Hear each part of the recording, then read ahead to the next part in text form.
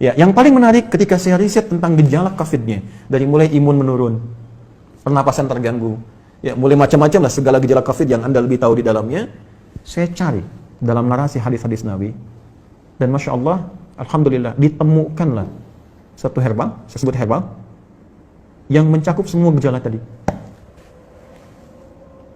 Dan itu, dunia internasional pun belum masuk ke situ. Belum ada kesadaran itu gitu. Ya, saya cek kemudian, di Indonesia nggak ditemukan materinya. Ini hanya ada di 2 tempat di dunia. Kalau ditanya sikap apa yang mesti dibangun saat pandemi ini, maka sebagai seorang muslim, dari aspek ibadah, sikap yang mesti dia bangun adalah penguatan sisi spiritualnya. Ya, nanti di sini saya turunkan ada beberapa ayat di bagian ini, yang memberi petunjuk langsung kepada kita. Jadi kalau nanti ada yang terkena COVID-nya misalnya, itu nanti mohon izin Prof, ada langsung zikirnya dibimbing oleh Al-Quran. Ya, bisa zikir yang standar Quran surah ke-26 ayat 80, zikirnya Nabi Ibrahim tuh. Wa idza maridtu fahuwa yashfin. Harus optimis. Kalau saya sakit pasti disembuhkan. Itu indah sekali di Quran itu. Jadi kalau Anda sakit pun mesti optimis sembuh. Ya, justru yang diajarkan tuh sikap optimisme. Saya selalu klaim ke teman-teman media, Anda tuh gimana sih? 90% lebih sekarang berita tuh jelek semua. Kenapa nggak ditampilkan yang baik-baiknya? Ini sembuh begini, ini kekuatan begini. Itu kan motivasi gitu. Sekarang kita lihat setiap berita tuh A sampai B. Saya dari bangun tidur itu, ya setelah sholat, ngaji, macam-macam, saya jejerkan berita luar dengan dalam negeri. Itu beritanya 90% ke atas, jelek semua. Ini membuat manusia itu nggak semangat gitu. Ini mungkin frame yang kita mesti bangun. Mohon izin saya selesaikan sebentar. Nanti ada zikir yang standar, ada zikir Nabi Ayub. Ya kalau orang sudah mulai vonis dokternya ini sulit, ventilator sudah dipasang, sesak macam-macam. Ini luar biasa ini ya. Nanti ada zikir Nabi Ayub di Quran surah ke-21 misalnya, ayat 83 sampai dengan 84 yang divonis oleh orang nggak mungkin sembuh ternyata sembuh. Sekali lagi, optimisme yang dibangun, inna ma'al usri yusra, ini pasti selesai, bahasa psikologinya. La yukallifullahu nafsan illa wus'aha, nggak mungkin saya diuji kecuali saya mampu mengatasi itu semua. Itu kalimat-kalimat positif dalam psikologi yang bisa membuat imun kita semakin naik. Nah sekarang saya cepat karena waktu saya berakhir, bagaimana ikhtiar secara muawalahnya. Ya, tadi saya sudah singgung, ini barangkali mesti dikoordinasikan, dan Alhamdulillah di pemerintah sudah membuat gugus tugas kan, gugus tugas COVID, ada penanganan secara sosial, sudah ada social distancing, physical distancing, sampai masuk juga ke ranah-ranah ibadah yang mau ke masjid ya, sudah ada fatwanya tersendiri. Itu nanti penerapannya itu yang harus disosialisasikan ke masyarakat, karena setiap tempat bisa beda kebijakan, ya, nggak semua dipukul rata gitu. Ini kan menarik juga, satu wilayah yang sangat dalam nggak ada COVID harus social distancing di masjid, kan agak aneh juga gitu ya. Nanti itu ada detail tertentu di situ. Saya ingin masuk kepada langkah yang sangat menarik.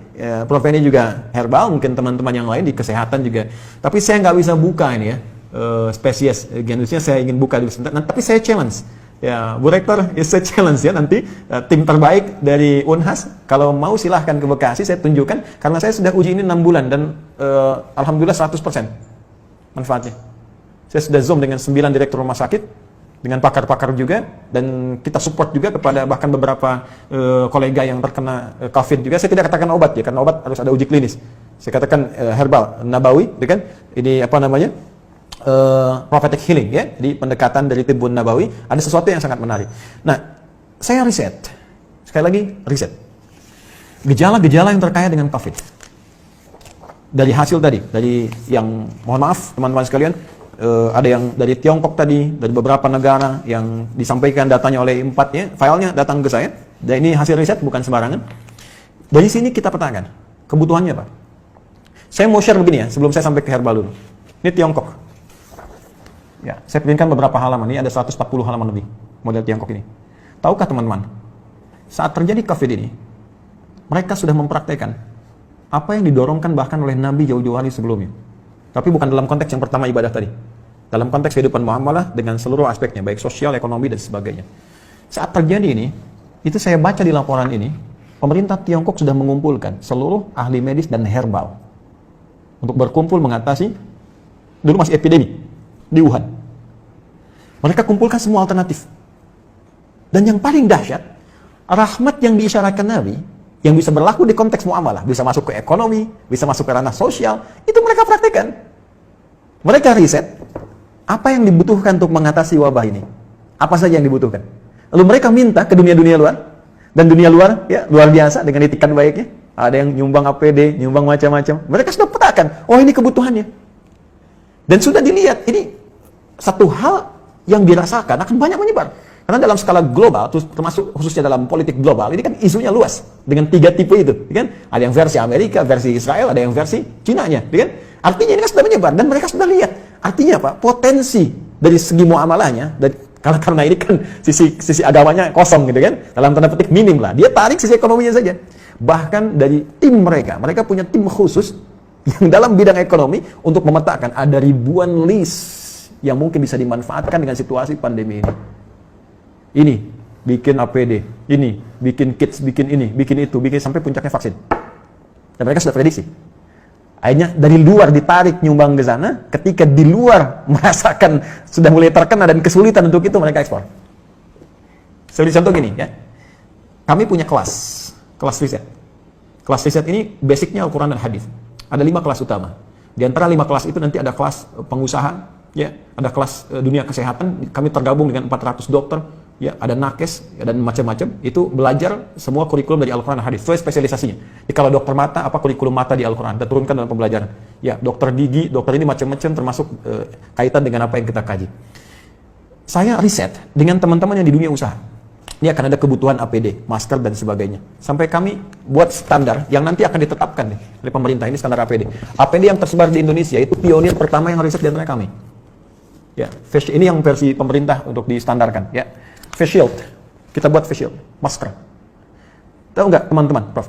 Kita buat face shield untuk bantu masyarakat awal-awal. Bahkan kita gratiskan.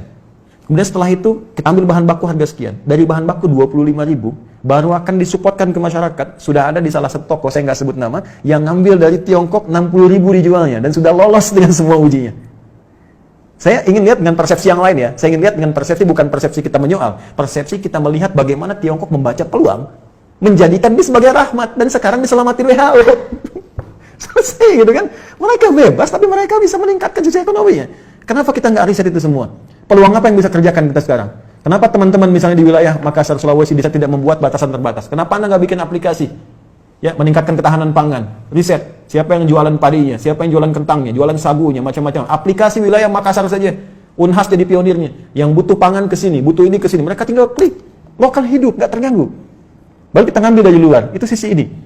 Ya, yang paling menarik ketika saya riset tentang gejala COVID-nya, dari mulai imun menurun, pernapasan terganggu, ya mulai macam-macam lah segala gejala COVID yang Anda lebih tahu di dalamnya, saya cari dalam narasi hadis-hadis Nabi. Dan Masya Allah, Alhamdulillah, ditemukanlah satu herbal, saya sebut herbal, yang mencakup semua gejala tadi. Dan itu, dunia internasional pun belum masuk ke situ. Belum ada kesadaran itu gitu. Ya, saya cek kemudian, di Indonesia nggak ditemukan materinya. Ini hanya ada di 2 tempat di dunia. Dan zaman Nabi sudah dipraktikkan. Ada gejala-gejala yang serupa pernah ditangani Nabi dengan pendekatan yang bisa diminum, bisa dimasukkan, teteskan ke hidung, bisa diasap gitu. Ya, itu ternyata saya cek, sudah masuk jurnal, Prof sekalian. Ini materinya udah ada di jurnal, ya, jurnal-jurnal ilmiah internasional. Ini saya ada beberapa jurnal nih yang sudah ada, ya. Tapi mohon maaf saya belum bisa zoom ya. Maksud saya nanti saya bikin statement di akhir. Ini sudah ada zoom internasionalnya. Ini sudah tahu ternyata khasiat-khasiat ini. Herbal ini, tapi belum ada kesadaran bahwa ini bisa mengatasi persoalan yang tengah kita hadapi saat ini di pandemi COVID. Ya, saya keluarkan itu, saya lacak hadisnya. Dari sejak 18 Maret saya usahakan, saya dapatkan dari sahabat kami, karena ini hanya dapatkan di 2 tempat di dunia. Ya, di Himalaya dengan di Saudi bagian timur. Ini ada. Saya minta kemudian, dan itu alhamdulillah ada. Saya cobakan, ya, kita treatment beberapa teman-teman yang isolasi mandiri ya, karena di rumah sakit kan tidak mungkin karena protokol kesehatan. Tapi menariknya kalau ada izin dari keluarga untuk kepentingan pribadi, boleh jadi pendamping suplemen. Kami 6 bulan coba ujikan itu, sampai dengan sekarang rekornya 100%. Hanya 3 hari paling lama. Ya, yang terkait dengan COVID ini saya tidak mengatakan obat ya. Kalau enggak besok nanti saya diundang. jadi saya katakan ini ada pendampingan prophetic healing. Kemudian saya sempat share juga Zoom dengan beberapa 9 direktur rumah sakit, kita berikan bantuan juga itu dengan skala yang sangat terbatas. Dan menariknya, saya coba pesan itu 1 kali lewat online, ya ingin tahu gitu kan, ada dilacak, ini sudah di produk internasional, tapi dengan arah pengobatan tertentu, bukan ke COVID, ya bukan gejala-gejala ini, dan belum tahu kalau ternyata itu bisa untuk gejala yang dimaksudkan. Jadi kalau kita pesan pun ada, cuma kualitasnya belum tentu sama karena ada 15 spesiesnya, 15 spesies.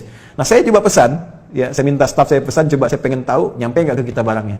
Tahukah Anda apa yang terjadi? Begitu saya pesannya lewat ke Himalaya, ternyata barang yang datang ke kami harus masuk dulu ke Cina, dan ketika saya terima di Indonesia, addressnya, alamatnya dari Wuhan. Anda bisa bayangkan bagaimana bisa kontrol terhadap itu pun mulai ada kesadaran. Dari beberapa tempat sekarang mulai ada kesadaran untuk itu. Saya sudah menyampaikan kepada relasi terkait teman-teman, saya katakan begini sampai ke negara pun. Jika negara membutuhkan ini dan benar, ya silahkan uji. Rekomendasi kami siapapun yang ingin menguji dari pihak manapun, silahkan uji di lab. Kalau betul terbukti ada manfaatnya, saya serahkan sepenuhnya untuk negara. Saya tidak akan mengambil apapun dari ini dengan kecintaan kami kepada Indonesia. Hanya saya ingin satu saja, sebutkan referensinya bahwa ini dari hadis Nabi. Itu saja. Ya, jadi saya juga challenge teman-teman yang di Unhas, nanti boleh timnya main ke sini, Anda boleh analisis, saya serahkan nanti jurnal-jurnalnya, dipelajari dan sebagainya, hadis-hadisnya, tapi infonya kami sudah 6 bulan melakukan treatment dengan pendekatan prophetic healing ini, dan hatinya 100% sampai dengan hari ini. Alhamdulillah, termasuk kemarin yang di media-media yang diinfokan kolega-kolega pejabat-pejabat, ada yang kami support itu, dan mereka menginfokan juga sangat luar biasa. Ini bisa juga untuk diabetes, bisa. Kemudian kemarin ada yang kompleks antara diabetes dengan liver, dia menggunakan medis, ya medis belum ada pengaruh, mungkin belum cocok saja, mohon izin, ya. Lalu coba kami support dengan itu, dia selesaikan medisnya, dia tidak minum dulu, dia konsumsi itu, kami berikan, karena ini hanya 2 pekan, hanya boleh dikonsumsi dalam 2 pekan, kemudian selesai, 1 pekan baru nyambung kembali. Apa yang terjadi? Hanya dalam 3 hari, terjadi pemulihan yang sangat luar biasa, dia sudah bisa ke masjid, sudah beraktivitas, dan sudah normal kembali. Saya ingin katakan begini, betapa ini rahmat untuk kita dalam aspek muamalah. Kita bisa terbuka, bangsa kita bisa lebih kreatif, bikin APD, bikin peluang, bikin macam-macam, semua sifat makro dalam bernegara itu bisa kita dudukan di sini. Yuk, dari segi ekonomi apa sih yang bisa kita ambil manfaat dari sini? Jangan dikeluhkan semua. Ya, dari segi ibadah sudah selesai tadi. Ya, dari segi kehidupan sosial seperti apa? Ada banyak hikmah yang bisa kita gali, silaturahim, penguatan di keluarga, ya, penguatan di kampus dan sebagainya, dan tentunya teraplikasikannya nilai-nilai kebangsaan dengan nilai yang lebih luas. Saya kira itu yang bisa saya sampaikan. Ya, sebagai uraian dengan basic tadi apa yang dimintakan. Saya pikir Bapak Ibu lebih memahami apa yang saya sampaikan, dan saya banyak belajar dari Bapak Ibu sekalian. Ini hanya share saja apa yang saya temukan, boleh jadi Anda menemukan yang lebih baik dari apa yang pernah saya risetkan.